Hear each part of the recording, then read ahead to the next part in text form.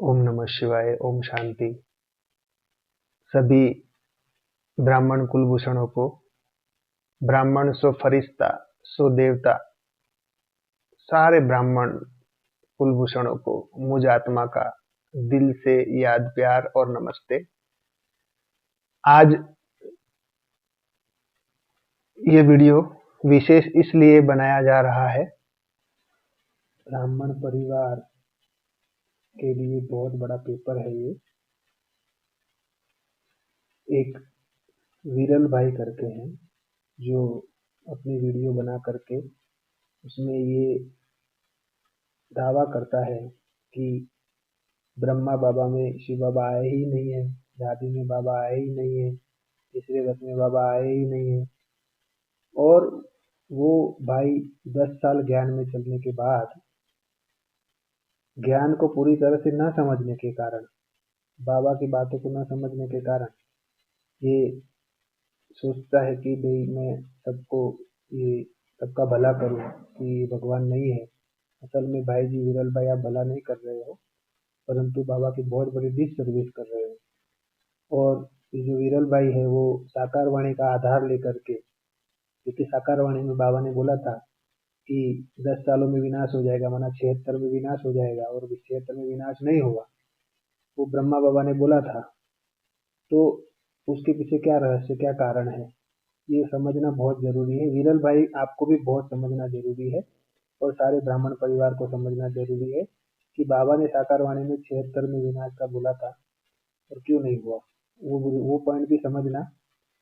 और पर आप 10 साल ज्ञान में चलने के बाद, बाबा की अच्छी पालना लेने के बाद, फिर उसके बाद आप ऐसे बाबा को ही सीधा नकार रहे हो। चलो आप अलग अलग पार्टी में चले जाते तो कोई बात नहीं, आप क्योंकि अलग अलग पार्टी में जो जा रहे हैं वो बाबा को मानते हैं, बाबा की वाणी को मानते हैं, साकार वाणी, अव्यक्त वाणी सबको मानते हैं, अमृत वेला करते हैं, धारणाओं पे चलते हैं, सब कुछ करते हैं।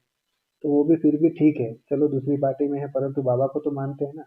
आप तो पूरा बाबा को ही नकार रहे हो, बाबा को ही, पूरा शिव बाबा को ही बोलते हो कि भगवान आया ही नहीं है, सब कुछ झूठ। अभी तक 1936 से लेके अब तक सब झूठ ही झूठ चला।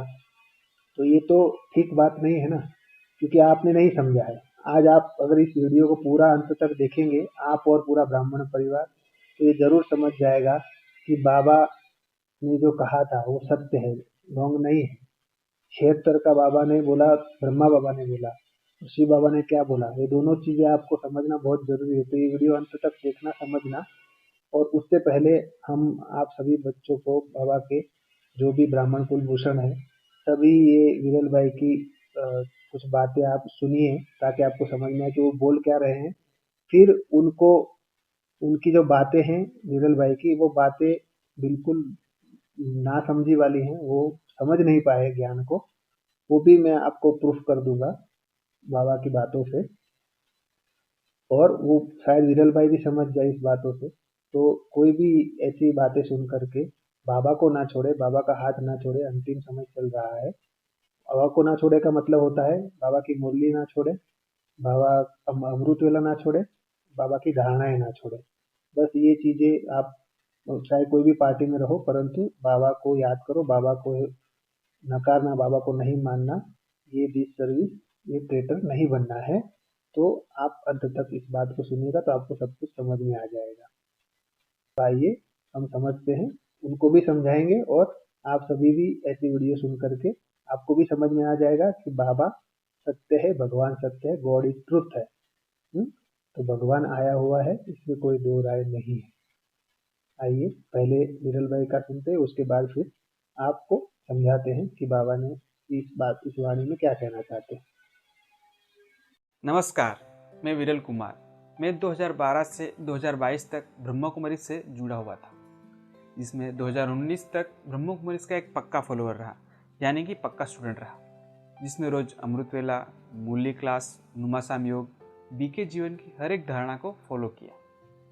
मैं एक प्रयोगशाली व्यक्ति हूँ और अध्यात्म के बारे में नई चीज़ें सीखने और समझने में इंटरेस्ट रखता हूँ, और उन बातों को ट्राई करके देखता हूँ कि वो मेरे लिए काम करते हैं या नहीं। मैंने ब्रह्मा कुमारी के ज्ञान को अपनाया और टीवी, सिनेमा, बाहर का खाना जैसी अनेक चीज़ों को छोड़ दिया जो ब्रह्मा कुमारी की धारणाओं में बताई जाती है। ताकि मेरा सारा ध्यान भगवान को याद करने, ज्ञान सुनने, उनकी सेवा करने और उनके बताए मार्ग पर चलने में लगा रहे। विरल भाई, यहाँ तक तो ठीक था कि आपने बाबा की सारी वाणियाँ सुनी है और आपने अमृत वेला किया, आपने सारी धारणाएं की, सब कुछ किया। परंतु आप एक चेक करना इस बात को कि आप 2012 से लेके 2019 तक ब्रह्मा कुमारी में रहे। तब आपकी अवस्था और आपके चेहरे पे आपके मन की अवस्था, खुशी कैसी थी? और जब आपने बीके के बाद, लॉकडाउन के बाद आपने जब शंकर पार्टी का कोर्स किया, वहां शंकर पार्टी का कोर्स किया, वहां से आपका जो है डाउनफॉल शुरू हुआ, क्योंकि आपको वहां से वाणियां मिली, साकार वाणियां, और उस वाणियों के आधार से आप अनिश्चय बुद्धि बने कि बाबा ने तो 76 में विनाश का बोला था और विनाश तो हुआ नहीं। तो वहां से आपका डाउनफॉल शुरू हुआ है। आप इस बात को चेक करना। जब तक आप बाबा के बच्चे बने थे तब आपकी खुशी क्या थी, और वर्तमान में अभी आपकी खुशी क्या है? क्या अभी आप खुश हैं कि उस समय आप उड़ती कला में थे, खुश में थे? आप चेक करोगे, आपको स्वतः ही समझ में आ जाएगा कि जब मैं बाबा का बच्चा बना था तब मैं उड़ रहा था, तब मैं मेरी अवस्था बहुत अच्छी थी, और वर्तमान में आप एकदम आपकी अवस्था डाउनफॉल पे चली गई होगी। ये 100% आप चेक कर सकते हो। आगे सुनते हैं भाई जी को। क्या ज़रूरत है अपना कार्य करने के लिए कोई संस्था की स्थापना करने की? वो तो सर्वशक्तिवान है ना, वो तो अपना कार्य ऐसे ही कर सकता है। तो आप सभी शायद जानते ही होंगे, और अगर नहीं भी जानते हैं तो जान लीजिए कि ब्रह्मा कुमारी संस्था का उनके हिसाब से 100% यही मानना है कि उनकी संस्था की स्थापना स्वयं भगवान ने की है, और उनका यह भी मानना है कि इस संस्था का संचालन भी स्वयं भगवान कर रहे हैं। कि स्वयं भगवान का आना, अवतरण होना, ये आप अभी बोल रहे हो कि उनका मानना है, उनका मानना है। क्या 2012 से लेके 2022 तक आप चिल्ला चिल्ला के सारी दुनिया को नहीं बता रहे थे कि भगवान आया हुआ है? हैं? तब आपने सारी दुनिया को संदेश नहीं दिया कि भगवान कार्य कर रहा है यहाँ पे? बस आप थोड़ा सा शंकर पार्टी का कोर्स करके वहां से वाणी ले करके उस वाणी को आप नहीं समझ पाए, उसी के कारण आप ये सारी प्रॉब्लम आपके सामने आ रही है, जो आप बाबा की डिसर्विस कर रहे हो। को चालू ही रखना था, तो उन्होंने कानून से बचने के लिए संस्था का नाम ही बदलकर ओम मंडली के स्थान पर प्रजापति ब्रह्मा कुमारीज कर दिया। लेकिन सबसे जरूरी बात दोस्तों, इन सभी संस्थानों की आपस में कभी नहीं बनती है। यानी ब्रह्मा कुमारीज वाले संकट पार्टी वाले सदस्य को अपने यहाँ नहीं आने देंगे, या फिर विष्णु पार्टी वाले सदस्य को अपने यहाँ नहीं आने देंगे।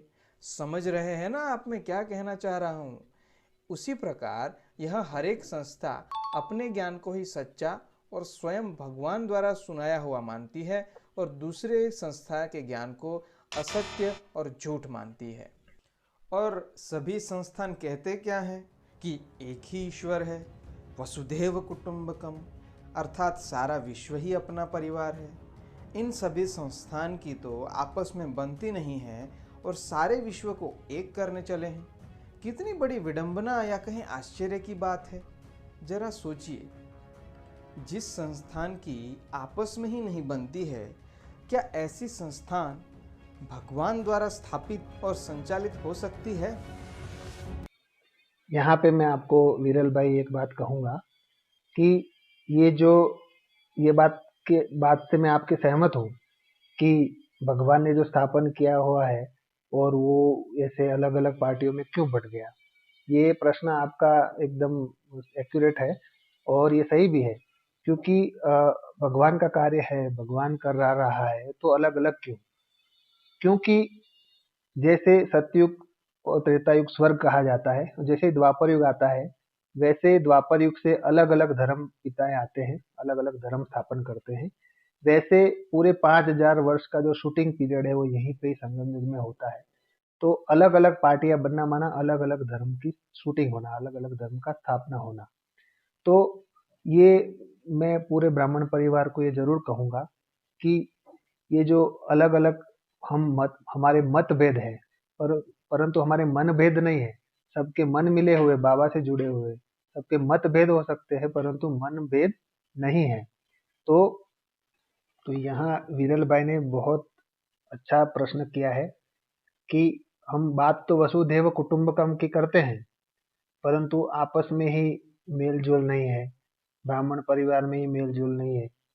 जो भी कुछ बात अपनी रखना चाहता है तो उसको यज्ञ से बाहर कर दिया जाता है। तो ये बात भी इनकी बिल्कुल सही है कि हम जब तक खुद एक नहीं होंगे, सारा ब्राह्मण परिवार, सारी जितने भी बाबा के बच्चे अलग अलग पार्टियों में चले गए, वो सब एक नहीं होंगे, तब तक हम वसुधैव कुटुंबकम का नारा कैसे लगा सकते हैं। दुनिया एक वसुधैव कुटुंबकम हम ब्राह्मण परिवार बोलता है, दुनिया विश्व एक परिवार है, और हम कुछ कारणवश, कुछ भी छोटे मोटे कारणवश किसी को भी हम निष्कासित कर देते हैं, तो ये भी एक रॉन्ग बात है। तो यहाँ पे सबको एक होने की जरूरत है। सारा ब्राह्मण परिवार एक हो जाएगा तभी बाबा की प्रत्यक्षता होगी और चारों तरफ जय जयकार होगी। तो समय आ गया है सबका एक होने का। तो यहाँ जो विरल भाई सवाल उठा रहे हैं कि हम बात तो वसुधैव कुटुंबकम की करते हैं और इसको उसमें नहीं आने देते, उसको उसमें नहीं आने देते, तो ये यहाँ पर ये रॉन्ग हो जाता है कि विश्व एक परिवार है और बाबा के ऊपर सबका हक है, बाबा की वाणी के ऊपर सबका हक है, और भगवान का ज्ञान के ऊपर सबका हक है, भगवान के ऊपर सबका हक है। तो अभी एक होने का समय आ गया है। कोई ये न बोले कि तुम पहले खुद एक हो जाओ, उसके बाद विश्व परिवर्तन करना, क्योंकि लोग बोलने लग गए हैं, बाबा के बच्चे ही ट्विटर बन के बोल रहे हैं कि तुम पहले खुद तो एक हो जाओ, फिर वसुधैव कुटुंबकम या विश्व को परिवर्तन की बात करना। तो यहाँ पर अटेंशन देने की जरूरत है, बाबा के सभी बच्चों को एक होने की जरूरत है। तो बाबा के बच्चों का एक होना बहुत जरूरी है, और बाबा ने बोला अभी है कि सारे धर्मों का विनाश करके मैं एक सत धर्म की स्थापना करता हूँ। तो जितनी भी पार्टियां हैं, वो जो भी अलग अलग बाबा के बच्चे बढ़ गए, वो सभी एक होने का समय आ गया है। सारे धर्मों का विनाश करके, यानी सारी पार्टियां खत्म, एक बाबा, एक हट्टी रहेगी, एक ही पार्टी रहेगी, और एक के द्वारा अभी आने वाला जो समय है, स्वर्णिम सतयुग है, वो शुरू होने वाला है। इसलिए विरल भाई जी, ये बात आपकी सही है कि आपस में तो एक नहीं है और विश्व एक परिवार का नारा लगाते हैं। तो ये जो मिस्टेक है विरल भाई, ये बाबा के बच्चों के द्वारा हुई है, ना कि बाबा के द्वारा। और बाबा तो साक्षी होकर के देखता है, इसीलिए तो द्वापर कलयुग आया ना। अगर ये यहाँ मिस्टेक नहीं होती तो द्वापर कलयुग ही नहीं आता। तो बाबा साक्षी होकर के हर चीज को देखता है। तो द्वापर कलयुग भी स्थापन किसने किया? क्या शिव बाबा ने किया? नहीं, द्वापर कलयुग बाबा के बच्चों ने स्थापन किया है। भगवान कभी नरक की स्थापना नहीं करता है। तो कहने का भाव ये है कि बाबा यहाँ पे, बाबा का रोल नहीं है यहाँ पे। जैसे सब अलग अलग हो गए, अलग अलग पार्टियां हो गई, इतने सारे संगठन बन गए, ये शूट हुआ ड्रामा द्वापर कलयुग का। यहाँ बाबा का कोई रोल नहीं है। बाबा तो एक धर्म, एक राज्य, एक भाषा, सबको एक करने आता है, और वो कर रहा है और करके ही जाएगा, समय आ गया है।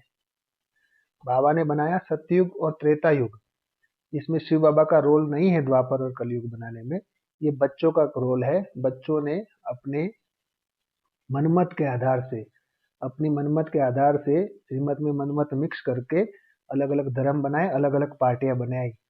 विरल भाई समझ में आया?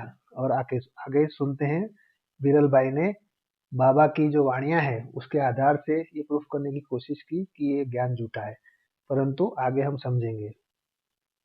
27 अगस्त 1960 की मुरली में कहा, बाबा ब्राह्मण धर्म स्थापन करते हैं, 40 से 50 वर्ष लगते होंगे, जास्ती नहीं, बड़ा इम्तिहान है, थोड़ा टाइम लगता है।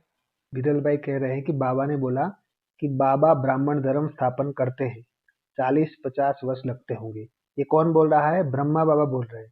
ब्रह्मा बाबा बोल रहे हैं कि बाबा, माना शिव बाबा को बोल रहे हैं, शिव बाबा ब्राह्मण धर्म स्थापन करते हैं, 40-50 वर्ष लगते होंगे, जास्ती नहीं, बड़ा इम्तिहान है, तो थोड़ा थोड़ा टाइम तो लगता है ना। किस आधार से बाबा ने 40-50 वर्ष बोला? उस समय ब्रह्मा बाबा का जो आयु था, वो जब बाबा आए 1936 में कहो या 26 में कहो, तो 60 साल की उम्र में आए। और बाबा ने मुरली में बोला है कि ब्रह्मा का जो आयु है वो 100 वर्ष है। तो ब्रह्मा बाबा ने ये समझा कि 1976 यानी 1876 में ब्रह्मा बाबा का जन्म हुआ था, तो 1976 में ब्रह्मा बाबा को 100 वर्ष पूरे हो रहे हैं। तो शिव बाबा ने ब्रह्मा की आयु 100 वर्ष बोली, तो ब्रह्मा बाबा को लगा कि शरीर की आयु 100 वर्ष बोली है। तो ब्रह्मा बाबा ने ये घोषित किया कि 76 में ब्रह्मा बाबा को 100 वर्ष यानी उनकी शरीर की आयु 100 वर्ष पूरी हो रही है, तो सतयुग 76 से शुरू हो जाएगा। तो ये ब्रह्मा बाबा ने अपने शरीर की आयु समझा। पर शिव बाबा तो बेहद का बाप है ना, बेहद की बात करता है, आत्मा की बात करता है। तो ब्रह्मा बाबा का जन्म कब हुआ? शरीर का जन्म नहीं, अलौकिक जन्म। ब्रह्मा बाबा को ब्रह्मा नाम कब दिया गया? जब उनका जन्म हुआ तब नाम दिया गया। माना आप 1936 को अगर मानते हो, तो 1936 में ब्रह्मा का जन्म हुआ, तो वहां से 100 वर्ष गिनेंगे ना। आप कहाँ से 100 वर्ष गिन रहे हो? उनके शरीर की आयु का। तो ब्रह्मा बाबा उनकी शरीर की आयु का 100 वर्ष गिन रहे थे, तो यहाँ मिस्टेक हो गई समझने में। शिव बाबा ने यहाँ पे कोई ये डिक्लेरेशन नहीं दिया था कि 76 में विनाश होगा। शिव बाबा ने इतना बोला ब्रह्मा की आयु 100 वर्ष है, तो ब्रह्मा बाबा 76 में 100 वर्ष उनके पूरे हो रहे थे शरीर के, इसलिए उन्होंने समझा कि 76 में विनाश हो जाएगा और 77 से सतयुग शुरू हो जाएगा। परंतु यहाँ समझने में फेर हुई है। ब्रह्मा बाबा भी साकार में थे उस समय। साकार शरीर में कोई भी आत्मा रहती है तो उतना ज्यादा गहराई ज्ञान नॉलेज नहीं होता है। तो मैं ये नहीं कहूंगा कि ब्रह्मा बाबा ने मिस्टेक कर दिया, नहीं। यहाँ पर ये कहूंगा कि आप भी अगर होते, विरल भाई, अगर आप भी होते और मैं भी होता या कोई भी होता, और उसको अगर शिव बाबा बोलते कि ब्रह्मा की आयु 100 वर्ष है, तो वो तो शरीर के आधार से ही समझेंगे ना कि शरीर के हिसाब से बोल रहे हैं। परंतु बाबा तो बेहद का बाप है शिव बाबा, तो वो शरीर की बात नहीं कर रहे थे, वो आत्मा की बात कर रहे थे। माना ब्रह्मा नाम कब पड़ा, तब से 100 वर्ष। माना 36 से लेके 100 वर्ष आप गिन सकते हो। तो यहाँ पे ये मिस्टेक हुई। समझ में आया विरल भाई? इस बात को गहराई से समझो कि बाबा, ब्रह्मा बाबा साकार में थे, इसलिए उनकी जो सोच थी वो लिमिटेड थी। जब ब्रह्मा बाबा ने शरीर छोड़ा, उसके बाद उनको पता चला कि संगम युग तो अभी दादी के द्वारा अभी बहुत पाठ चलने वाला है, संगम युग तो अभी पूरा 100 साल का है। माना 1936 से लेकर अगर गिनते हैं तो 2036 तक चलेगा। वास्तव में अव्यक्त वाणी के आधार से 1926 आता है, परंतु अगर 36 भी मानो तो भी 2036 तक चलेगा। तो 76 में कैसे विनाश हो सकता है? यहाँ समझ फेर हुई है। समझ फेर की वजह से ब्रह्मा बाबा के मुख से निकला कि अभी 76 में विनाश हो जाएगा, 76 में बाप का प्रत्यक्षता वर्ष मनाओ। क्यों बोला? क्योंकि वो लौकिक आयु समझे थे। ठीक है, तो समझ में आई बात। ब्रह्मा बाबा की समझ के आधार से उन्होंने, और बाबा के बच्चों ने भी, ब्रह्मा बाबा को 76 में 100 वर्ष पूरे हो रहे थे उनकी शरीर की आयु, इसलिए उन्होंने डिक्लेयर किया कि विनाश होने वाला है। परंतु शिव बाबा ने ये डिक्लेयर नहीं किया था। यहाँ समझ फेर हुई है, इसकी वजह से बाबा ने बोला। और कहेंगे ये तो वाणी शिव बाबा की है, तो मैं आपको क्लियर कर दूं कि जब बाबा आते थे तो ऐसा नहीं थी कि ब्रह्मा बाबा आते थे फिर ब्रह्मा बाबा वाणी चलाते थे, नहीं। बाबा संदली पे बैठ करके वाणी चलाना शुरू कर देते थे, और बीच में शिव बाबा बीच बीच में एंट्री मार करके कुछ नई नई गहरी पॉइंट बता के जाते थे। परंतु साकार वाणी ज्यादातर ब्रह्मा बाबा को शिव बाबा जो टचिंग करा रहे थे उस आधार से साकार वाणी चलती थी। परंतु अव्यक्त वाणी का एक भी पॉइंट नहीं कटेगा। अव्यक्त वाणी पूरी हूबहू एक्यूरेट, आप उसको उसके शब्दों को नहीं काट सकते। साकार वाणी में ब्रह्मा बाबा कुछ बोलते थे, इसलिए बाबा को मुरली में बोलना पड़ा था। अगर ब्रह्मा के द्वारा कुछ उल्टा निकल जाएगा तो मैं आगे चल के उसको सुलटा करूंगा। बाबा ने साकार वाणी में बोला है, अगर ब्रह्मा के द्वारा कुछ उल्टा निकल जाएगा तो आगे चल के मैं सुलटा करूंगा। परंतु आप समझो कि शिव बाबा ही बोल रहा है। उस समय निश्चय बुद्धि बनाने के लिए बाबा ने बोला था कि कंफ्यूज नहीं होना है कि शिव बाबा बोल रहा है कि ब्रह्मा बाबा बोल रहा है। परंतु ये कंफर्म है कि ब्रह्मा बाबा भी मुरली में बोलते थे और शिव बाबा भी बोलते थे, दोनों बोलते थे। शिव बाबा ने कभी भी 76 के लिए डिक्लेरेशन नहीं दिया था, ब्रह्मा बाबा ने दिया था। और ये भी कहूँगा ब्रह्मा बाबा की मिस्टेक नहीं है, क्योंकि अगर कोई भी होता तो यही समझता। ब्रह्मा की आयु 100 वर्ष बोली तो बाबा के 76 में 100 वर्ष पूरे हो रहे थे, इसलिए बाबा ने ये स्टेटमेंट दिया था। इसलिए इस वाणी को आप शिव बाबा की वाणी नहीं परंतु ब्रह्मा बाबा की वाणी समझे। 68 की मुरली में कहा, बच्चों को श्रीमत पर ध्यान देना है। ब्रह्मा की आयु 100 वर्ष कहते हैं। 60 वर्ष में बाप ने प्रवेश किया, बाकी 40 मेरे प्यारे विरल भाई, आप ये समझा रहे हो, इसको आप पढ़ो और उसको समझो। क्या बोला बाबा ने? बच्चों को श्रीमत पर ध्यान देना चाहिए, अटेंशन दिलाया। बच्चों को श्रीमत पर ध्यान देना चाहिए कि ब्रह्मा की आयु 100 वर्ष कहते हैं। तो 76 में 100 वर्ष कैसे हो गई ब्रह्मा की आयु? वो तो उनके लौकिक शरीर, उनके शरीर की आयु 100 वर्ष हो रही थी 76 में, परंतु ब्रह्मा की आयु 76 100 वर्ष नहीं कही, वो दादा लेखराज की आयु 76 में 100 वर्ष हो रही थी।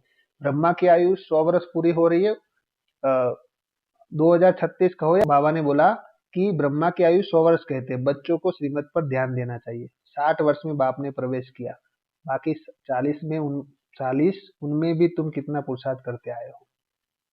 ये कौन बोला? 60 वर्ष में बाप ने प्रवेश किया, माना ब्रह्मा बाबा बोल रहे हैं कि जब मेरे 60 साल उम्र हुई तब बाबा ने प्रवेश किया।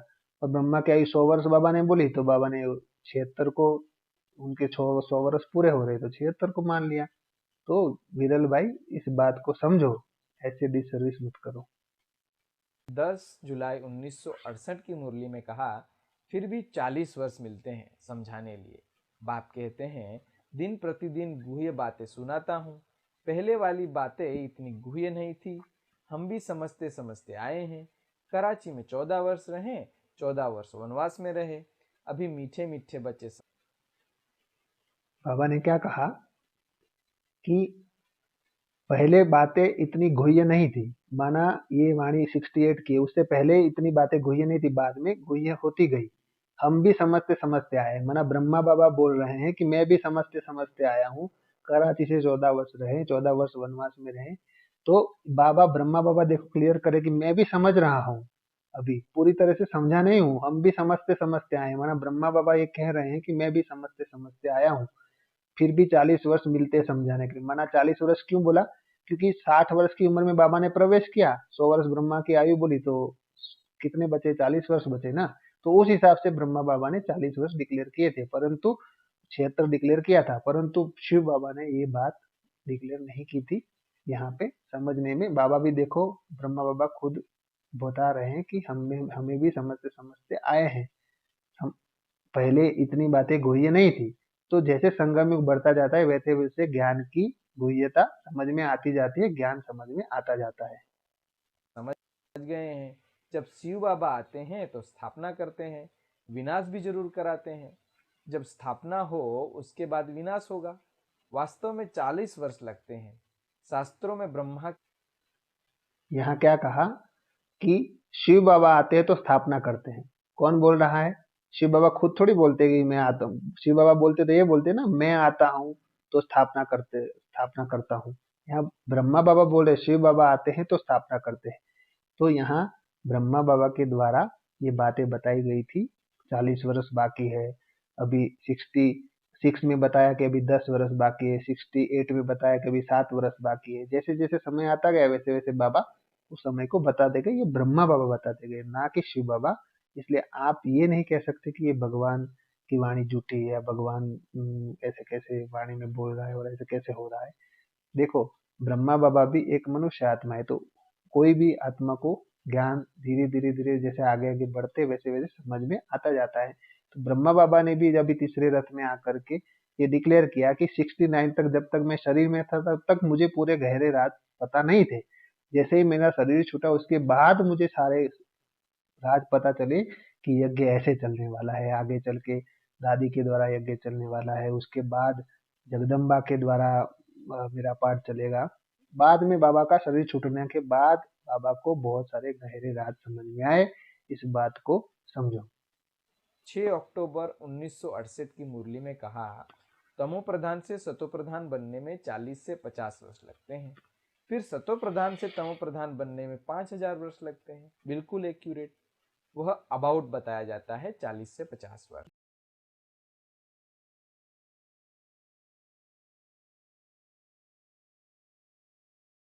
18 सितंबर 1968 की मुरली में कहा, ये बच्चे जानते हैं कि पुरुषोत्तम संगम युग की आयु बहुत थोड़ी है। ये जानते हो कि बरोबर बाकी जाकर के 40 बरस से बाकी जाके 8 बरस रहा है, तो आयु घटती जा रही है और पहुंचना है दूर बहुत, क्योंकि तमो प्रधान से सत्व प्रधान पर पहुंचने का है। कितना बरस चले गए, 32 बरस तो चले गए, ऐसे कहेंगे ना बच्चे। भाई ये सतयुग, त्रेता, द्वापर, कलयुग, इसमें इतना बरस, इतना दिन, इतना कलाक, इतना मिनट, इतना सेकंड है, तो जानते हो कि बाकी है ये 8 बरस। तो सतयुग से कैसे, त्रेता में, द्वापर में, कलयुग में कैसे आए हो? कितना बरस गुजर गया, कितना घंटा गुजर गया, कितना देश गुजर गया, कितना मिनट, कितना वो बाकी है। संगम युग का हिसाब जाके रहा है, तो संगम युग का बाकी कितना, फिर वो भी हिसाब करो। तो बाकी ये है, पुछरी है बाकी ये 40 बरस की, उसमें भी कितना देखो पास्ट हो गया। 21 जनवरी 1969 की अव्यक्त मुरली में कहा, 100 वर्ष ब्रह्मा की स्थापना का पाठ है, वह तो 100 वर्ष पूरा होना ही है। क्या बोला बाबा ने अव्यक्त वाणी में? अव्यक्त वाणी का एक भी बात नहीं कटेगा। बाबा ने बोला उस ब्रह्मा का जो पाठ है वो 100 वर्ष है, वो पूरा होना ही है। माना आप बाबा का जब की प्रवेशता हुई तब से लेकर के 100 वर्ष गिनेंगे, तो वो पूरा 100 वर्ष अभी हुआ नहीं है, अभी होने वाला है। 24 मई 1972 की अव्यक्त मुरली में कहा, जैसे आप लोग दुनिया वालों को चैलेंज करते हो कि विनाश में 4 वर्ष है, तो क्या 4 वर्ष के लिए भी अपने आप को सतो प्रधान नहीं बना सकते हो? क्या बोला? जैसे आप लोग दुनिया वालों को चैलेंज करते हो। बाबा ने क्या बोला?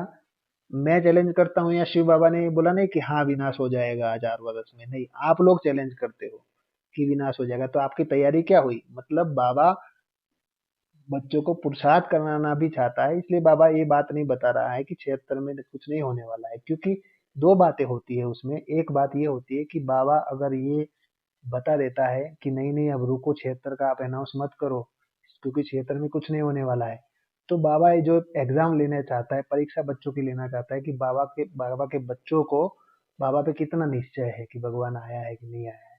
तो बाबा ने ये निश्चय की परीक्षा लेने के लिए भी नहीं बताया। और दूसरी बात, दूसरा पॉइंट ये है कि बाबा साक्षी दृष्टा रहता है। कभी भी कोई अपना पार्ट प्ले करता है तो बाबा उसमें इंटरफेरेंस नहीं करता है, क्योंकि इंटरफेयर करेगा तो बाबा भी हिसाब किताब के बंधन में आएगा, जन्म मरण के चक्कर में आएगा। इसलिए बाबा किसी के भी हिसाब किताब में इंटरफेरेंस नहीं करता है। जैसे कि ब्रह्मा बाबा को खांसी होती थी, बाबा बोलते थे कि बाबा मेरी खांसी लेके जाओ, तो बाबा क्या बोलते थे? ये तुम्हारा हिसाब किताब है, तुमको चुकतू करना है। तो ऐसे बाबा हर चीज में साक्षी दृष्टा होता है। अगर बच्चे कुछ कुछ तारीख डिक्लेयर कर देंगे, विनाश की तारीख डिक्लेयर कर देंगे, तो बाबा क्यों रोकेगा? क्योंकि बाबा बाबा तो ड्रामा का जानकार है ना, कि आगे ड्रामा कैसे बनने वाला, क्या बनने वाला है। हर चीज साक्षी होकर के देखता है। इसे देखो यहाँ पे बाबा ने क्लियर कट बोला, जैसे आप लोग दुनिया वालों को चैलेंज करते हो, मैं नहीं करता हूँ। शिव बाबा क्या बोल रहे हैं? आप लोग चैलेंज करते हो कि 4 वर्ष में विनाश हो जाएगा। बात समझ में आई विरल भाई? 3 फरवरी 1974 की अव्यक्त मुरली में कहा, जैसे दुनिया के लोग आपके सुने हुए समय प्रमाण 2 वर्ष का इंतजार कर रहे हैं, क्या ऐसे भी आप स्थापना के और विनाश का कार्य करने वाले 2 वर्ष के अंदर अपने कार्य को और अपनी स्टेज व स्थिति को संपन्न बनाने के इंतजाम में लगे हुए हो? क्या बोला? जैसे दुनिया के लोग आपके सुनाए हुए। क्या बोल रहे बाबा? बार बार बच्चों के ऊपर ही डाल रहे हैं। मैं नहीं बोल रहा हूँ विनाश होने वाला है। जैसे दुनिया के लोग आपके सुनाए हुए समय प्रमाण 2 वर्ष का इंतजार कर रहे हैं। बाबा के सुनाए हुए समय प्रमाण नहीं, आपके सुनाए हुए समय प्रमाण। बाबा ट्रुथ है, गॉड इज ट्रुथ है, भगवान कभी भी अपने पे नहीं लेगा।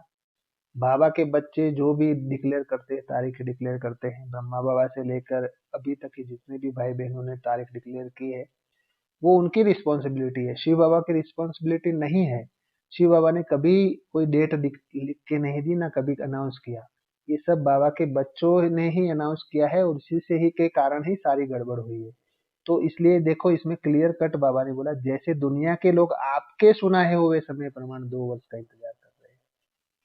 क्लियर कट बोला, आपके सुनाए हुए, मेरे सुनाए हुए प्रमाण नहीं, आपके सुनाए। क्योंकि बाबा को तो मालूम था ना कि विनाश 76 में नहीं होने वाला है। समझ में आई बात विरल भैया? हमारे ब्राह्मण परिवार का एक होने का समय आ गया है। जो ब्राह्मण परिवार खंड खंड अलग अलग पार्टियों में बढ़ चुका है, उसको एक होने का समय आ गया है, और उसका फायदा कुछ बाबा के बच्चे गलत तरीके से उठा रहे हैं। एक बाबा का बच्चा 2012 से लेके 2022 तक ज्ञान में चला, 10 साल चला, बहुत अच्छे से ज्ञान उठाया, और अभी बाबा के खिलाफ वीडियो बना रहे हैं। चलो बाबा के बच्चे कुछ अलग अलग पार्टियों में चले गए, वहां तक तो ठीक था, क्योंकि गए पर पढ़ तो मुरली ही रहे हैं, अमृत वेला भी कर रहे हैं, बाबा को ही याद कर रहे हैं, बाबा को तो नहीं नकार रहे हैं ना। परंतु कुछ बाबा के बच्चे पूरी तरह से एकदम नास्तिक हो गए। नास्तिक का मतलब कि पूरी तरह से बाबा को छोड़ करके चले तो गए हैं,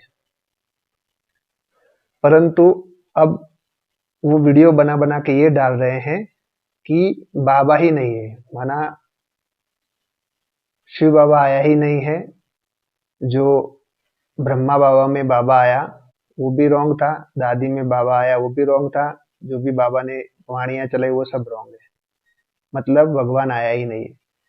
10 साल ज्ञान में चलने के बाद ज्ञान को पूरा समझा, उनके वीडियो हमने देखे भाई जी के, उन्होंने ज्ञान को अच्छी तरह से समझा, पूरी तरह से समझा, और लॉकडाउन के बाद वो बीके को छोड़ करके शंकर पार्टी का कोर्स किया, और शंकर पार्टी का कोर्स करने के बाद उनके हाथ में पुरानी वाणियां आई,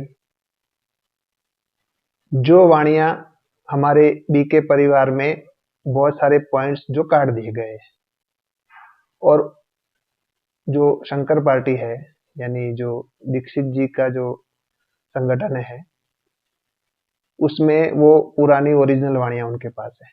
तो उसमें बाबा ने 66 से लेके 69 तक 3 साल में बाबा ने 1976 में विनाश के बारे में घोषणा की थी। 76 में विनाश हो जाएगा, ऐसी घोषणा उस समय 66 में बाबा ने की थी। तो मैं ये कहूंगा, तो लोग ये कहते हैं कि फिर भगवान झूठा है क्या? बाबा ने कैसे 76 में विनाश की घोषणा की थी ब्रह्मा बाबा के द्वारा, विनाश तो हुआ नहीं 76 में। तो ये जो भाई है विनय भाई, वो वही मुरलियों के पॉइंट दिखा दिखा के सबको, ब्राह्मण बच्चों को अनिश्चय बुद्धि बनाना चाहते हैं कि भगवान आया ही नहीं। देखो अगर भगवान आया होता तो ये जो वाणियां है उसमें बाबा ने 40 साल का संगम युग कहा है, और 76 में विनाश होने वाला है, पर वो तो हुआ नहीं, माना ये भगवान है ही नहीं। इस वाणी के आधार से उसने ये बोला, फिर कुछ अव्यक्त वाणियों के आधार से भी उसने ये बात बताई। अब बाबा ने 66 में 1966 में ब्रह्मा बाबा ने ये बोला कि आने वाले 10 सालों में भारत से भ्रष्टाचार और विकारों का अंत हो जाएगा। किस आधार पे ब्रह्मा बाबा ने बोला? शिव बाबा ने, यहाँ पे शिव बाबा की मिस्टेक नहीं है, यहाँ शिव बाबा ने बोला था ब्रह्मा की आयु 100 साल है, तो ब्रह्मा बाबा का जो लौकिक जन्म है वो 1876 में हुआ, तो उस हिसाब से 1976 में ब्रह्मा बाबा के शरीर की आयु 100 साल 1976 में पूरी हो रही थी। ब्रह्मा बाबा कहना कब शुरू किया? शिव बाबा के आने के बाद, तो वहां से 100 वर्ष गिनेंगे। तो उस समय ज्ञान इतना विस्तार को नहीं था, उतना क्लियर नहीं था ज्ञान 69 से पहले, अव्यक्त वाणियों में ज्यादा और क्लियर हुआ। तो उससे पहले बाबा भी सीमित 5 तत्वों के चोले में थे ब्रह्मा बाबा। तो मैं ये नहीं कहूंगा कि ब्रह्मा बाबा ने मिस्टेक किया, मैं ये कहूंगा कि इनकी जगह पे कोई भी होता तो भी वही मिस्टेक हो जाती, कि बाबा ने 100 वर्ष बोला है ब्रह्मा की आयु, तो उन्होंने अपने शरीर की आयु को पकड़ लिया। वास्तव में अलौकिक आयु की बात थी। माना ब्रह्मा बाबा कब कहे गए? जब शिव बाबा आए तब। तो जब से शिव बाबा आए तब से 100 वर्ष गिनेंगे। पर ब्रह्मा बाबा ने अपने शरीर की आयु को गिन करके 76 को अनाउंस कर दिया कि 76 तक ये ड्रामा चलेगा। उसमें ड्रामा कहूंगा, और यही ड्रामा में नूंद था, यही ड्रामा की भावी थी, और इसी में कल्याण था। अब बाबा ने 66 से बोलना शुरू किया, आने वाले 10 सालों में भारत से भ्रष्टाचार विकारों का अंत हो जाएगा। अब 66 से लेकर 76 तक 10 साल के लिए बोला, और 69 में 18 जनवरी 1969 में ब्रह्मा बाबा ने शरीर छोड़ दिया। उसके बाद शरीर छोड़ने के बाद यज्ञ में किसकी एंट्री हुई? वीरेंद्र देव दीक्षित की एंट्री हुई। उन्होंने कोर्स किया ब्रह्मा बाबा के शरीर छोड़ने के बाद, और कोर्स करने के बाद उन्होंने ये वाणियां पढ़ी। पढ़ने के बाद उसमें बोला 76 को बाप का प्रत्यक्षता वर्ष मनाओ, ऐसा बाबा ने मुरली में बोला था। क्यों ब्रह्मा बाबा ने 76, ये शिव बाबा ने नहीं बोला, ब्रह्मा बाबा ने बोला 76 बाप का प्रत्यक्षता वर्ष मनाओ, क्योंकि उन्होंने शरीर की आयु के हिसाब से 76, ब्रह्मा बाबा को शरीर की आयु 76 में 100 वर्ष पूरे हो रहे थे, उस हिसाब से बाबा ने बोला। तो उस बात को पकड़ के वीरेंद्र देव दीक्षित जी ने शंकर पार्टी स्थापन किया, यानी अपना एक अलग संगठन बनाया। मैं तो कहूंगा हर सीन में कल्याण है, हर पार्ट में कल्याण है, उसमें भी कल्याण है। उनके द्वारा भी फिर पार्ट शुरू हुआ, तो उन्होंने 76 पकड़ लिया, क्योंकि ब्रह्मा बाबा चले गए, तो अब बाप का प्रत्यक्ष वर्ष कैसे मनाओगे? तो उन्होंने अपने आप को बाप घोषित किया, प्रजापिता ब्रह्मा घोषित करके उन्होंने एक अपना शुरू कर दिया। उनको भी समझने में मिस्टेक हुई, जैसे ब्रह्मा बाबा को हुई वैसे इनको भी समझने में मिस्टेक हुई। अब वहां से शुरुआत हुई। इस संगठन से एक और संगठन निकला, जिसको शंकर पार्टी के नाम से जानते हैं। वास्तव में शंकर पार्टी नहीं है वो, परंतु उस नाम से जानते हैं, क्योंकि कुछ दादियों ने ये नाम दिया उनको। फिर वो इस पॉइंट को लेकर के सवाल उठाने लगा कि ये बाबा ने बोला है कि 76 में विनाश हो जाएगा, बाप का प्रत्यक्षता वर्ष मनाओ। तो ब्रह्मा बाबा तो है नहीं, तो प्रत्यक्षता वर्ष कैसे मनाओगे? तो मैं बाप हूं। तो उन्होंने, दादियों ने उनको एक्सेप्ट नहीं किया। क्यों करेंगे एक्सेप्ट? क्योंकि वो थे ही नहीं। तो उस समय भी बड़ा हंगामा हुआ 76 में। 76 में काफी आत्माओं ने यज्ञ को छोड़ के चले गए, क्योंकि ब्रह्मा बाबा के द्वारा ये डिक्लेयर कर दिया था कि 76 तक विनाश नहीं होगा, तो ये जो संस्था है पूरी तरह से हम सरेंडर कर देंगे। ऐसे करके बाबा ने लिख के गवर्नमेंट को दे दिया था, क्योंकि ब्रह्मा बाबा को कॉन्फिडेंस था कि बाबा ने बोला है कि ब्रह्मा की आयु 100 वर्ष है, तो 100 वर्ष तो 76 में पूरे हो रहे हैं उनकी शरीर के। तो उस हिसाब से उन्होंने लिख के दे दिया। पर 69 में उनका शरीर छूट गया, तो वो जो बात लिख के दी थी वो भी ऐसे ही हो गई, कोई उसकी कोई वैल्यू नहीं रही। तो उसके बाद 76 के बाद इन्होंने अपना शुरू किया, वीरेंद्र देव दीक्षित जी ने। फिर 97 में वीरेंद्र देव दीक्षित जी को दशरथ पटेल जी ने जेल में डलवाया। अब आइए दशरथ पटेल जी की बात करते हैं, जिनको बापूजी के नाम से जानते हैं। तो जो बापूजी हैं वो बीके में थे। बीके में उन्होंने बहुत अच्छी सेवाएं की। वो कहते हैं कि मैं क्रिमिनल लॉयर था, तो बहुत सारे क्रिमिनलों को मैं छुड़ाता था, तो वो पेटियां भर भर के, सूटकेस से भर भर के पैसा देके जाते थे, तो मैं दादी प्रकाश मणि के हाथ में वो सूटकेस दे देता था, और दादी बोलती थी कि इसको हम यज्ञ में तो भोजन के उसमें तो यज्ञ में नहीं लगा सकते, परंतु बिल्डिंग बनाने में लगा सकते हैं। ऐसे करके उन्होंने बहुत सारे पैसे बिल्डिंग बनाने में लगवाए, ऐसा बापूजी कहते थे, हमने उनके मुख से सुना है। तो वो फिर शायद 83 या 84 में, मुझे एग्जैक्ट पता नहीं है, वो बापूजी शंकर पार्टी में चले गए, जो अहमदाबाद से हैं, दशरथ पटेल नाम है उनका। फिर 97 में उनको लगा कि ये जो वीरेंद्र देव दीक्षित जी है वो बहनों के साथ पति का संबंध बनाते हैं, अपने आप को सर्व संबंध, मेरे से मैं शिव बाबा हूँ, मेरे से सर्व संबंध निभाओ, ये करके वो सारी कन्याएं माताओं से पति का संबंध रखते हैं, शरीर का संबंध रखते हैं। वैसे उनको पता चला तो उन्होंने 97 में उनको जेल में डलवा दिया, कंपिल में, फर्रुखाबाद में। किसको? बापूजी ने वीरेंद्र दीक्षित को जेल में डलवा दिया 97 में। तो फिर उसके बाद कुछ महीनों के बाद जब वो छूट करके आए तो उनको लगा कि वीरेंद्र दीक्षित जी को लगा कि ये दशरथ पटेल जो है वो अब, क्योंकि वो लॉयर भी है तो उनको तो मैं कंट्रोल नहीं कर सकता, तो उन्होंने फिर दशरथ पटेल जी को क्या बोला कि आपका विष्णु का पार्ट है। ब्रह्मा बाबा का पार्ट खत्म हुआ, फिर मेरा शंकर का पार्ट था, माना वीरेंद्र दीक्षित बोले मेरा शंकर का पार्ट है, और फिर दशरथ पटेल जी को बोला कि आपका विष्णु का पार्ट है, आप अपना पार्ट चालू कीजिए। मतलब उनको शंकर पार्टी से ऐसे तो नहीं निकाल सकते थे, तो ऐसे करके उनको बोल दिया कि आपका विष्णु का पार्ट है। तो उन्होंने, हम समझा कि हाँ भाई ये बोल रहे तो मेरा पार्ट होगा, तो उन्होंने फिर अपना पार्ट शुरू किया, ऐसे वो पार्टी शुरू हुई। वैसे वीरेंद्र देव दीक्षित में से अनेक अलग अलग संगठन निकले। तो ऐसे ये यज्ञ की हिस्ट्री है, ऐसे अलग अलग संगठन निकलते गए। तो ये संगठन किस चीज के हैं? ये संगठन है द्वापर युग से जो अलग अलग धर्म आते हैं, वो अलग अलग धर्मों का शूटिंग हुआ।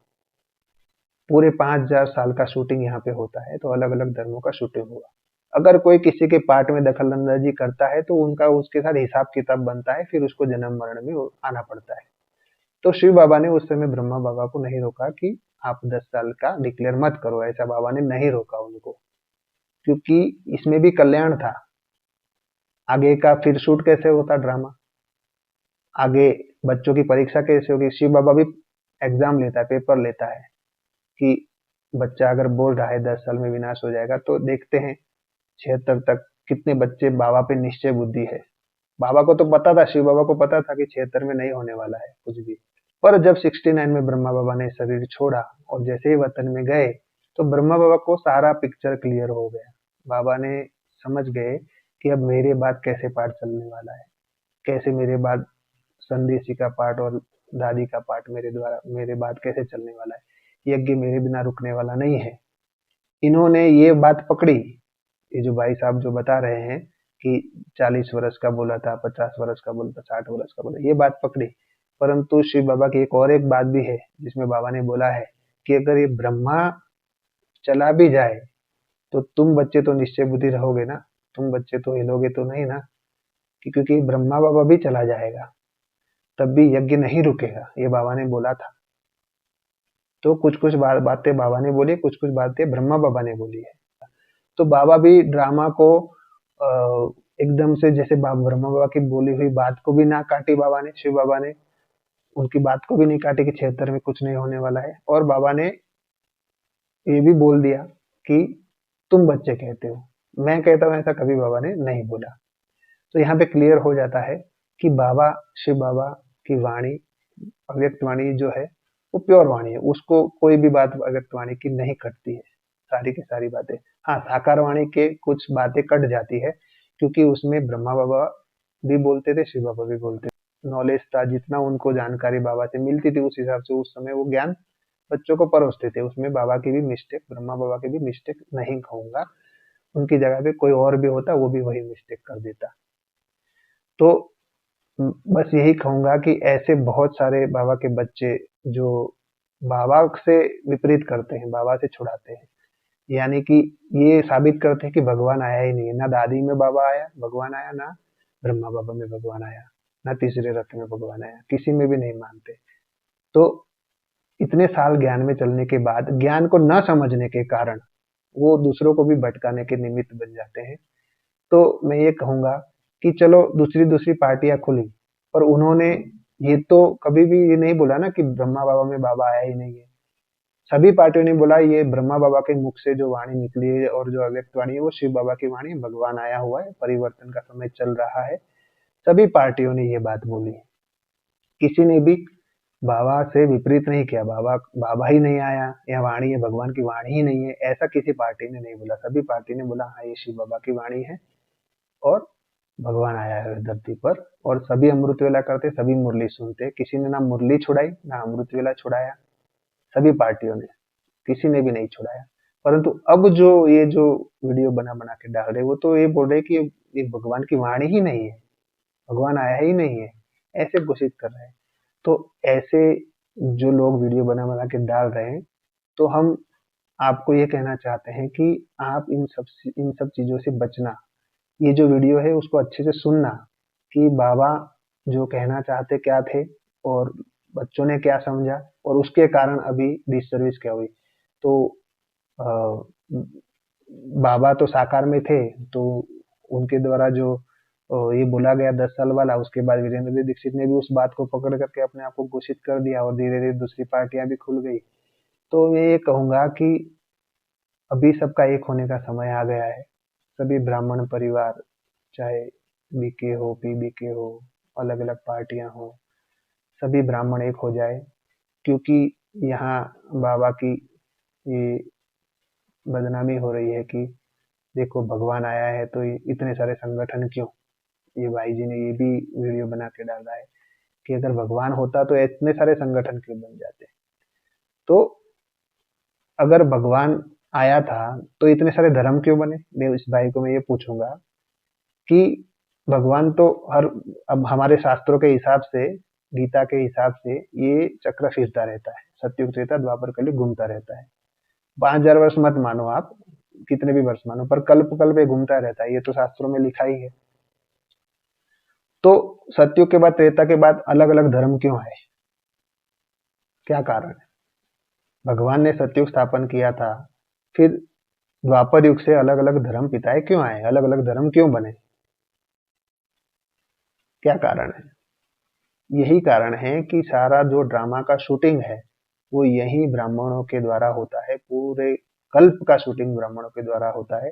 सिर्फ सतयुग त्रेता का नहीं, परंतु द्वापर कलयुग का शूटिंग भी यहाँ होता है, द्वापर कलयुग का ड्रामा भी यही बनता है, ब्राह्मणों के द्वारा बनता है। शिव परमात्मा अलग अलग धर्म स्थापन नहीं करता है, शिव परमात्मा स्वर्ग स्थापन करते हैं, सतयुग और त्रेता यानी स्वर्ग स्थापन करते हैं। परंतु द्वापर कलयुग शिव बाबा स्थापन नहीं करते, वो बच्चे करते हैं, अलग अलग धर्म में कन्वर्ट होके करते हैं। तो ये सारा ड्रामा का शूट यहाँ पे होता है, ये रीजन है। यहाँ पे अलग अलग संगठन क्यों बने हैं, क्योंकि द्वापर कलयुग का शूटिंग हुआ। भाई जी ज्ञान को आप नहीं समझे अच्छी तरह से, इसलिए आप आज ट्रेटर बन करके बाबा के खिलाफ बोल रहे हो कि भगवान ही नहीं आया, बाबा ही नहीं आया। तो मैं आपको, आपके सारे वीडियो हमने सुने हैं, और वो वीडियो सुन करके हमने, जितना हमारे में परख शक्ति है, आप बहुत अच्छे भाई हो, आपने बहुत अच्छे से ज्ञान को उठाया है अच्छे से। बस थोड़ा सा आप बीके से जब लॉकडाउन में आपने शंकर पार्टी का कोर्स किया और वहां से जो वाणियां मिली, उस वाणियों के आधार से आपको लगा कि बाबा ने तो 76 में विनाश का बोला और हुआ नहीं, तो ये तो सब झूठा है, सब कुछ झूठ साबित कर दिया। परंतु आप इस बात को समझो कि शिव बाबा ने क्या बोला था और ब्रह्मा बाबा ने उसको क्या समझा, बच्चों ने क्या समझा, और उनकी जगह पे कोई भी होता तो वो वही समझता। इसलिए बाबा बाबा को ये बात अपने लौकिक शरीर के हिसाब से उन्होंने 176 बोला था। ज्ञान को समझो, आप अव्यक्त वाणी को पढ़ो। बाबा ने अव्यक्त वाणी में आत्मा का ऑपरेशन कर दिया है पूरा। क्या आत्मा है, क्या आत्मा को क्या करना है, कैसे कैसे उसके संस्कार को चेंज करना है, कितना अच्छी तरह से शिव बाबा ने अव्यक्त वाणी के द्वारा बताया। तो बस यही कहूंगा भाई जी कि आप तो भटक गए हो, चलो आपको लगता है कि नहीं है भगवान, तो कोई बात नहीं, आप अपना साइड हो जाइए। आप वीडियो बना बना के बाबा की वाणी को लेकर के क्यों मिसगाइड करके आप बाबा के बच्चों को पूरा नास्तिक बना रहे हो। क्योंकि एक बार जो बाबा का बच्चा बना, वो अगर बाबा को छोड़ के गया तो वो ना भक्ति का रह पाएगा ना ज्ञान का रह पाएगा, बीच में लटक करके नास्तिक बन जाएगा। इसलिए आप नास्तिक खुद खुद बन गए हो, दूसरों को भी बना रहे हो, ऐसा नहीं करो मेरे भाई। आप बहुत अच्छी आत्मा हो, आपके लिए मुझ आत्मा की शुभ भावना है कि आप और आपके जैसे और भी जितने भी जो भी वीडियो बना के डालते हैं, जो ये डिक्लेयर करते हैं कि पूरी तरह से गलत है, परंतु मैं ये कहूँगा पूरी तरह से गलत नहीं। हाँ, मिस्टेकें हुई है। 69 के बाद ब्रह्मा बाबा के जाने के बाद धीरे-धीरे बाबा ने बोला था कि किसी देहधारी का फ़ोटो नहीं रखना है, तो सबने फ़ोटो रखना शुरू किया। फिर दादियों के फ़ोटो रखने शुरू कर दिए। तो ये सारी मिस्टेकें हुई हैं। आज सेंटरों पे भी जैसे सारी बहनें ऐसी नहीं है, मैं ये कहूँगा कि कई भाई-बहनें बोलते हैं ब्रह्मा कुमारियाँ ऐसी है, ब्रह्मा कुमारियाँ वैसी है। तो भले मैं अभी ओम मंडली संस्था से जुड़ा हुआ हूँ, परंतु आज भी मैं ब्राह्मण परिवार को मैं आत्मा अपना है परिवार ही मानता हूँ। जो भी हमारी सरेंडर बहनें हैं, समर्पित बहनें हैं, उनके लिए भी मुझ आत्मा के अंदर रिस्पेक्ट रिगार्ड है, क्योंकि उन्होंने अपना जीवन भगवान को दिया। अगर वो चाहती तो दुनिया भी बन सकती थी, या दुनिया में जाकर के शादी करके महोत्सव कर सकते थे, परंतु नहीं, उन्होंने भगवान को चुना, अपना जीवन भगवान को दिया। तो ऐसी बहनों के खिलाफ भी नहीं बोलना चाहिए, परंतु कुछ बहनें जो समर्पित बहनें हैं, वो उनके द्वारा भी डिससर्विस हुई है। कैसे हुई है? कि जैसे छोटी बहनें जो जो बड़ी बहन है सेंटर की इंचार्ज, वो छोटी बहनों को अपनी छोटी बहन है या अपना बच्चा समझ के पालना नहीं, सबकी बात नहीं कर रहा हूँ, बहुत सारी अच्छी बहनें भी हैं, सरेंडर बहनें, समर्पित बहनें बहुत अच्छी पालना भी दे रही है, परंतु कुछ बहनों के कारण बदनामी हो रही है कि वो छोटी बहनों को परेशान करती है। तो वो छोटी बहनें परेशान होकर के कुछ बहनों ने सुसाइड कर लिया, या कुछ बहनें छोड़ करके शादी कर लिया, कुछ बहनें लौकिक परिवार में परेशान होकर चली गई। उन्होंने अपनी बेटी नहीं समझा। जो जिन जिन जिनसे परेशान होकर के जो सरेंडर बहनें चली गई या शादी कर लिया या यज्ञ को छोड़ करके आज ट्रेटर बन गए, आज ब्रह्मा कुमारी के खिलाफ बोल रही है जो बहनें, उन वो कहीं न कहीं पीड़ित हुई है ना, कहीं न कहीं मिस्टेक हुई है बहनों के द्वारा। जो समर्पित इंचार्ज बहनें हैं, उन्हों के द्वारा मिस्टेक हुई है। क्या मिस्टेक हुई है? सभी बहनों की मैं बात नहीं कर रहा हूँ, उसमें बहुत बहनें अच्छी भी हैं, योगी हैं, तपस्वी हैं, परंतु कुछ बहनें ऐसी हैं जिन्होंने छोटी बहनों को टॉर्चर किया, परेशान किया। और जो गृहस्थ से आते हैं, जो बाहर से आते हैं मुरली सुनने के लिए, उनको भी बाबा ने बोला माँगने से मरना भला। तो कुछ बहनों ने पैसा भी, धन की भी माँग की, बार-बार धन माँगा। उसके कारण भी बहुत सारे छोड़ के चले गए, ट्रेटर बन गए। उल्टा ज्ञान सुनाया उन्होंने कि आपको एकदम बाबा का बन जाना है पूरी तरह से अपने घर को। तो यहाँ पे ज्ञान को ना समझने के कारण कुछ बच्चे ऐसे बाहर निकल करके बहनों के भी खिलाफ भी बोलने लग गए और बाबा के खिलाफ भी बोलने लगे। तो कहीं न कहीं मिस्टेक हुई है, उस मिस्टेक को सुधारने की ज़रूरत है। तो मैं हमारी जो सारी बहनें तो बहुत अच्छी हैं, समर्पित है भगवान को, जिन्होंने जीवन दिया है, उन बहनों को मैं सत-सत नमन करता हूँ, प्रणाम करता हूँ।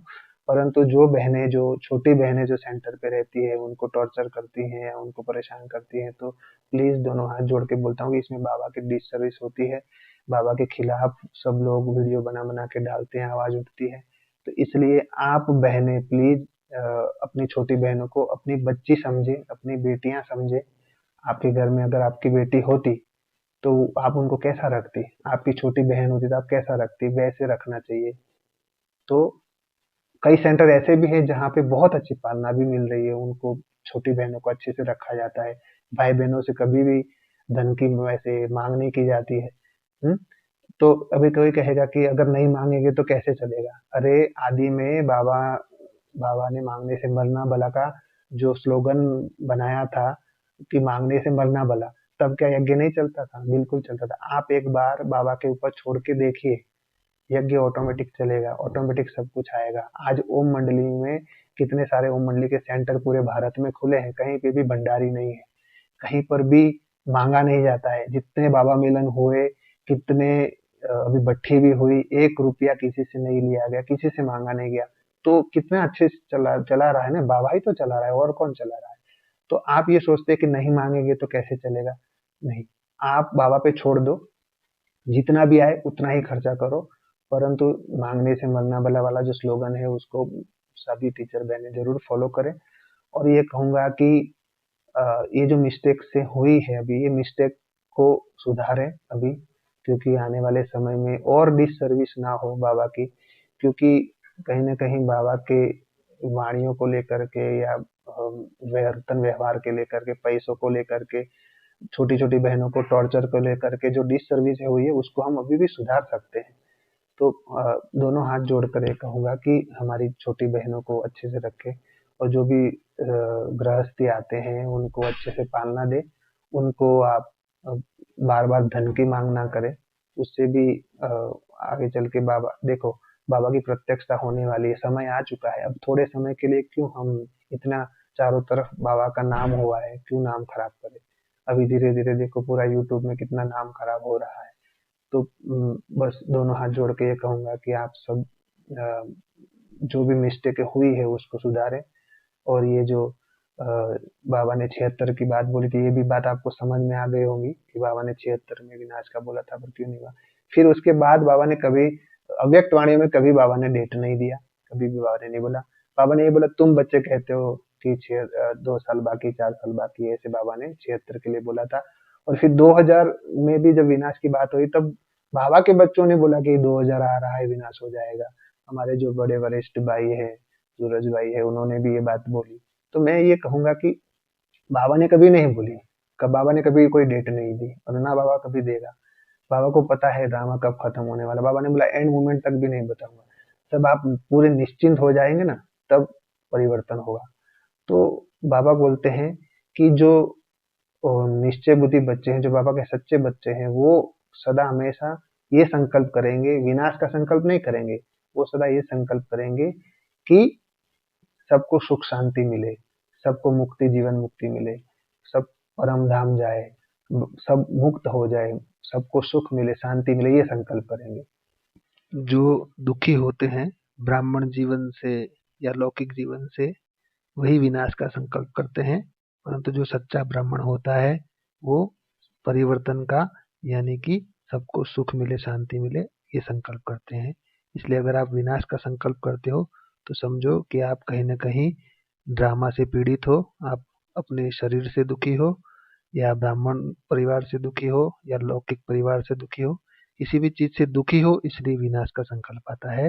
ये बाबा ने वाणी में भी बोला हुआ है। सबको मुक्ति, जीवन मुक्ति मिले, बाबा का परिचय मिले, ऐसे संकल्प करने हैं। तो यज्ञ में जो भी मिस्टेकें हुई हैं वो अभी सुधारें।